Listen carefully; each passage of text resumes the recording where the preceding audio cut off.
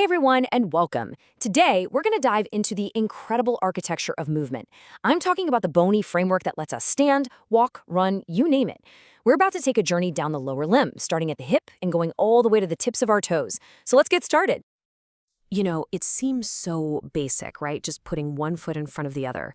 But have you ever stopped to think about the amazing, intricate engineering that makes that simple, everyday miracle happen? Well, that's exactly the question we're going to answer. I want you to think of this as a kind of expedition, a guided tour through your own body. We're going to start right at the top and work our way down, piece by piece, to see how each part plays its role in the incredible power of movement. Okay, so every great structure needs a solid foundation. And for our lower limbs, that foundation is the bony pelvis.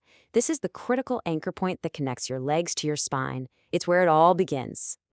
So the pelvis isn't just one single bone. It's actually this powerful bony ring. It's made of two huge hip bones. And get this, they're called the Innominate bones, which literally means unnamed.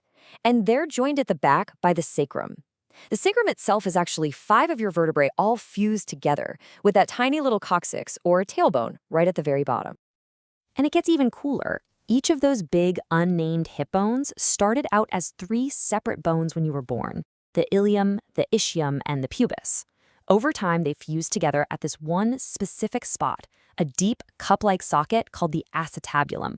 And this spot is absolutely crucial. It's the socket part of the ball and socket joint for your entire leg. Now, to really understand this structure, anatomists draw an imaginary line called the pelvic brim. Everything above that line is called the false pelvis, and its main job is to help support your lower abdominal organs. But everything below that line is the true pelvis, and that's the space that houses and protects the pelvic organs. So this one little ridge separates 2 completely different functional areas. All right, moving down from our foundation, our journey takes us to the body's mightiest pillar, the femur. And that is not an exaggeration. This single bone is an absolute powerhouse. Seriously, it can withstand somewhere between 1,800 to 2,500 pounds of compressive force. It has to be that tough to support your entire upper body while giving you the leverage for powerful moves like running and jumping. It's incredible. And every part of the femur is perfectly designed for its job. You've got the super smooth round head that fits like a glove into that hip socket. Then there's the neck, which angles the bone away from the pelvis, and that's what gives your leg such a fantastic range of motion. You see those big bumps, the trochanters? Those are major anchor points for some of your most powerful muscles. And way down at the bottom, you have the smooth condyles that create the perfect hinge for your knee.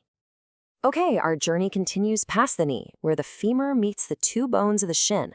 But first, let's talk about the special bone that stands guard over this whole critical joint. Meet the patella, or as you and I call it, the kneecap.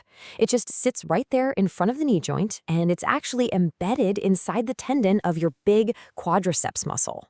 It definitely acts like a shield, but it's also something much more specialized. It's the biggest of a really unique type of bone called a sesamoid bone. So what on earth is a sesamoid bone? Well, think of it like a pulley. By sitting inside that tendon, the patella changes the angle of the pull, which basically increases the leverage of your quad muscles. It makes your kick way more powerful than it would be otherwise. It's just a brilliant little piece of biological engineering. Now, let's get to the 2 bones of the shin. The tibia is the big one. It's the main weight-bearing bone, and it's on the medial or inner side of your leg. You can actually feel its sharp edge right under your skin. Its partner is the fibula. It's much more slender, and it runs along the lateral, or outer side. It doesn't carry much weight, but it's a vital attachment point for muscles and is key to stabilizing your ankle. In fact, their lower ends are what form those familiar bumps on either side of your ankle. All right, we've made it to the end of our journey down the leg. We've arrived at the base that has to support everything we've just talked about, the incredibly complex structure of the ankle and foot. Just look at that number for a second, 26. That is how many individual bones are in each one of your feet. Now think about this. The human body has 206 bones total. That means nearly a quarter of all the bones in your body are packed into the small space below your ankles. To make any sense of that complexity, we organize them into 3 simple groups. First, you have the 7 tarsals, which make up the ankle and the heel. Then you have the 5 long metatarsals that form the main body of your foot. And finally, you have the 14 phalanges. Those are your toe bones. Easy rule for that one. 2 for the big toe and 3 for all the others. Now, among those 7 tarsal bones, 2 of them are the undisputed heavyweights.